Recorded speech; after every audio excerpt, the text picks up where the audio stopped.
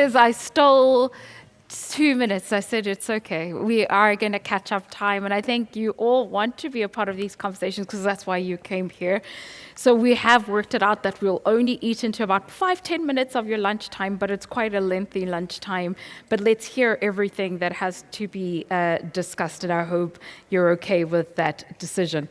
It's so, for me, listening to the luxury conversation on Africans, I just, if you all know me, you'll know that I'm not afraid of speaking about my issues and my weaknesses. And one of my traumas when I started working is I came from a home that was quite comfortable, and we then went into a period of a year without electricity. And what that did to my childhood brain was be afraid to actually spend money. I'd rather hoard money than spend it. And I think it's something that is quite widespread amongst Africans. If we can find touch points to explain to them that luxury isn't just comfort, but it's the attention to detail, and that everybody deserves that attention to detail and to invest in it for them and their memory banks. Because it is true, we're here today and gone tomorrow. And I'm touching wood, I'll be gone at 92 years old, not tomorrow. But we're going to now go into a conversation about city skylines and into safaris, quite a widespread of properties and issues to look at, and challenges and opportunities, quite frankly. So please help me welcome to stage Tom Fels, and then he will then introduce his panelists. A round of applause, please.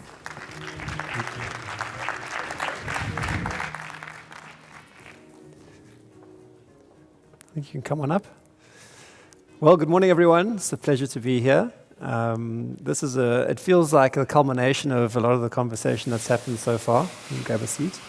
In that we've been speaking quite broadly about Africa, about statistics around growth in the tourism market in Africa and inventory. We've started to talk about hotel developments mainly in city centers, and now sort of the impact that hotel development can have on communities and urban regeneration. And we're going to shift the focus a little bit now from city skylines to safari sanctuaries, which sounds like quite a idyllic topic. And we have two very esteemed experts to join me on the panel today. With me, I have Jugal Khushalani, who is the Senior Director of Lodging Development at Marriott International in the EMEA region. And we look forward to your global perspective from a global operator on what Africa has to offer. And joining Jugal is no stranger to the South African ecotourism safari market. Paul Gardiner is now the founder of Terra Consulting and played a massive instrumental role in the growth and development of the Mantis collection. He's a conservationist, an entrepreneur, an adventurer, man of many titles, and someone who has a homegrown perspective. So we're going to start with a vision.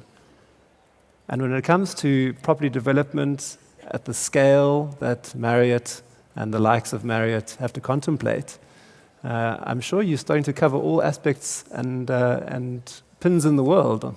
So what is the vision as Marriott contemplates expansion into Africa, particularly into the lodging market? What's the drive? What's the incentive? What's the thought process?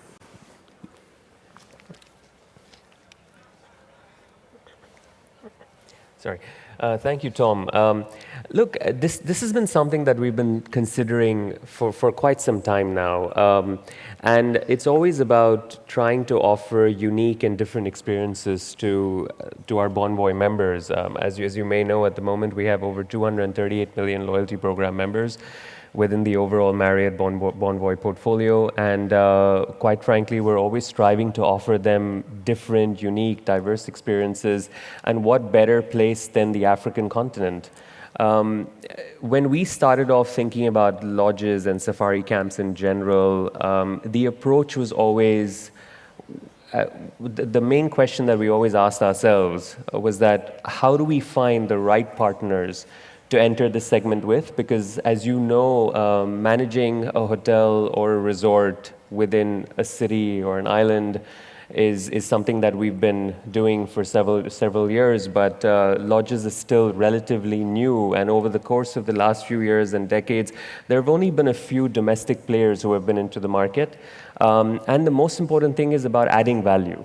whether it be in terms of distribution, expertise, design, authenticity, and so on and so forth. And we've got, I mean, you're probably familiar with our suite of brands. We've got over 30 brands within our portfolio, but then what we also realized very early on is that how do we cater these brands to this specific safari segment? Take the JW Marriott Masai Mara, for example. If you look at the designs very carefully, it's very different to what we typically have at the other JW Marriotts within typical city center hotels or resorts as well. And the main challenge has always been to find the right partner, and that's something that we've been very lucky with. And we've managed to find some really good strategic partners who we've had the opportunity to learn a lot from, and obviously, as I mentioned earlier, add value to their overall lodges and safari camps. Fantastic, thank you. And Paul, you started in South Africa and you expanded a portfolio that included, several destinations and how many hotels? We got the group up to 80. 80 hotels. So that's a real homegrown success story. And I know there was a transaction done with Accor Hotels. So you've almost come at this from the other way, as being an operator looking for expansion in a global big brother or sister, so to speak. From that perspective, how do you see the globalization and this connection of the global market into Africa and particularly into the ecotourism space? I think the journey we embarked on was, as you said, it was homegrown, and it was born out of South Africa. We started Shamwari Game Reserve, and then we acquired a few other game reserves. And then it was time to put a name on it. So we put the brand Mantis on top of it. And we came up with this wonderful acronym, which is Man and Nature Together is Sustainable. And then we realized we had this bucket list portfolio. Suddenly we had gorillas, we had Cape Town, Table Mountain, we had the Big Five, we had the oceans. And we thought, let's take the brand global, because if you go to the outback of Australia, there's some beautiful lodges there. You go to Alaska, Canada, Patagonia. And so there was this opportunity to really take the brand internationally, and because so many people are doing what we do in Africa, they don't necessarily have the wildlife, but they've got some incredible natural assets that they've leveraged. And so we thought, let's capitalize on that and build this amazing brand, but on a global scale. And before we knew it, we were on all 6 continents as a hotel group. And that was very exciting for us. But there was one continent missing, and that was Antarctica. And it was our plan to be the only hotel group on the planet to be on all 7, and we managed to achieve that because we identified some lodge operators based out of Cape Town who had the most amazing lodge called White Desert on Antarctica. Suddenly, there we were on all 7 continents. But we had challenges, and I think we're going to talk a bit about the challenges because we didn't have a global distribution system as this homegrown little business out of Port Elizabeth in South Africa. We didn't have a loyalty program, and that's kind of where it started to fall flat. And so the next chapter in our lives began. Yeah, fantastic. And to that point, when you start to look around the world and you realize you're in fact you're a scaled business, sometimes there's a call for bigger systems, more efficiencies, better revenue management, all of those things. From Marriott's perspective, when you consider partnering with investors and developers in Africa, what are the benefits that you would propose to them that Marriott brings to the table?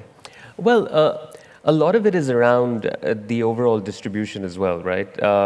As Paul earlier said, I think the challenge for a lot of the investors who are investing within this space is the overall dependency on certain demand generators that hasn't changed over the course of so many decades.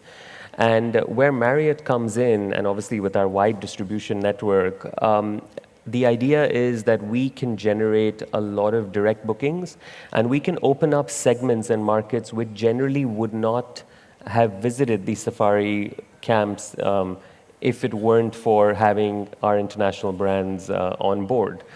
And as you may probably know, and in your experience, I think one of the largest source markets for the safari segments is the US, but also you have other emerging markets like India and China and so on and so forth that are really showing a lot more interest, and there's a lot more demand being generated from there. And obviously the comfort level on having an international brand within this space is something else for those clients.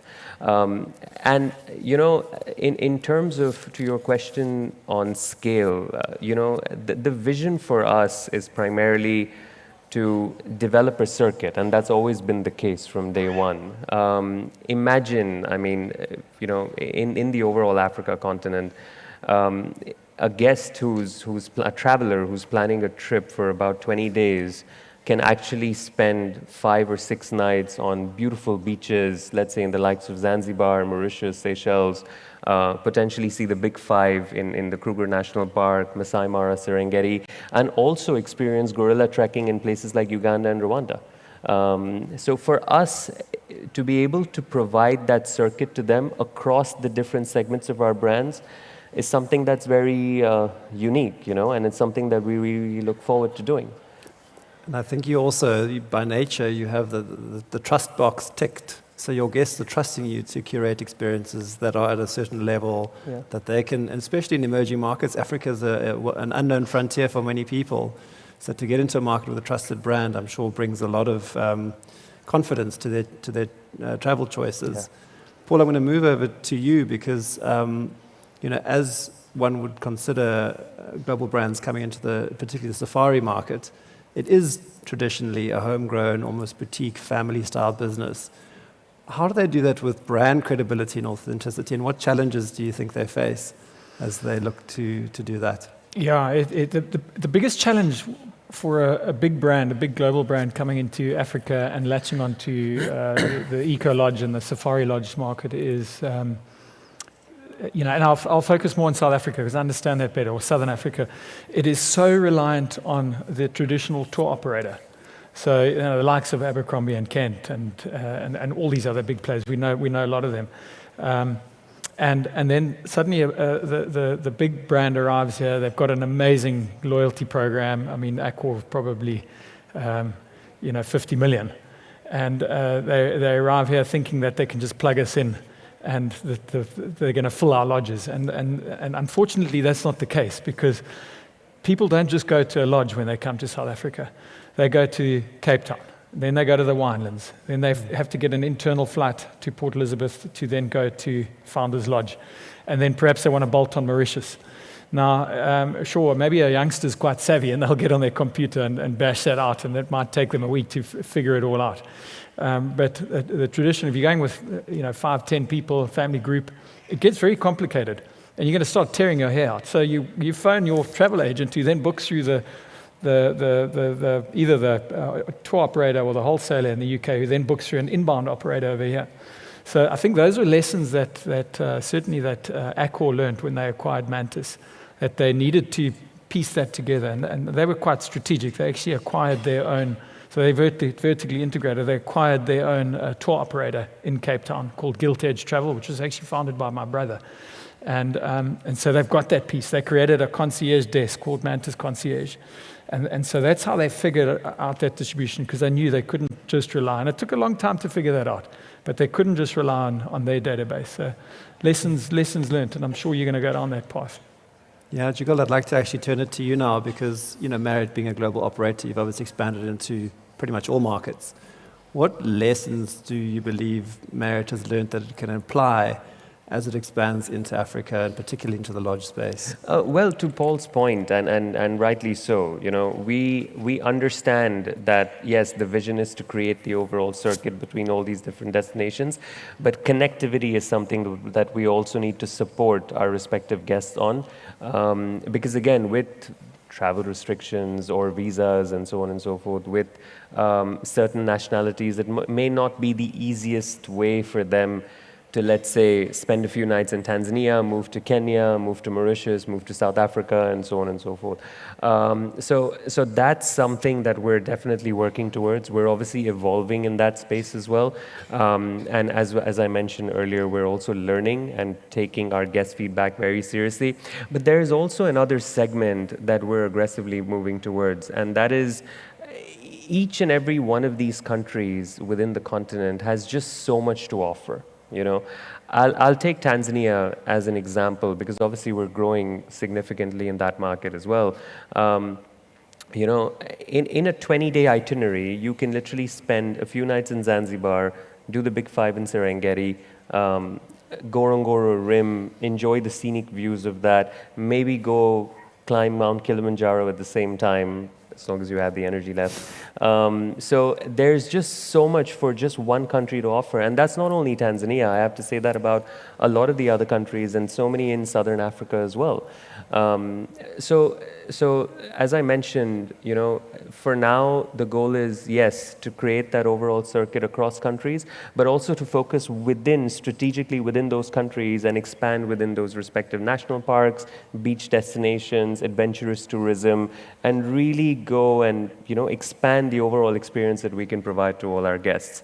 And then comes also the brand piece, right? We started off with the JW Marriott. We learned from it. We've now expanded 5 of our brands within this segment. So that starts off with the JW Marriott. We've got the Ritz-Carlton, the Luxury Collection, Autograph Collection, and Tribute Portfolio.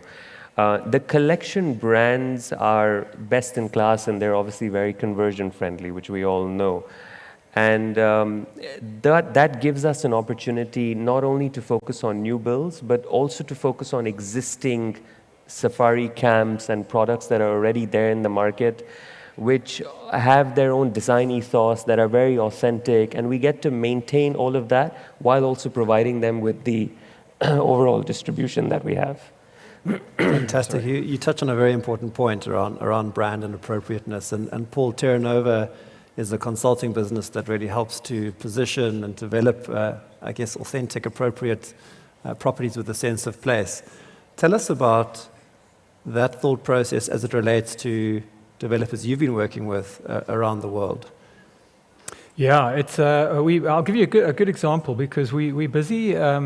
We've created a wonderful Mantis hotel on an island in Bahrain, and it belongs to the royal family. And they said to us, we don't just want any brand on this. We want Mantis, and we want it for a specific reason because we understand your philosophy with regards to community and conservation. And we don't just want our guests lying on the beach. We want them active. And so this is where Terra Nova comes in, and this is our 30 years of building game reserves and lodges. We've suggested to them that we look at the island. It's 4,000 hectares. We reckon we can reintroduce wildlife there, or introduce wildlife there, and indigenous to the Arab world. So, ultimately create a bit of a safari experience there. And so we'll bring in our traditional 4x4 vehicles. We'll just got to modify them for those hotter days that's managed. We'll establish watering holes, feeding stations, all done in a very authentic way.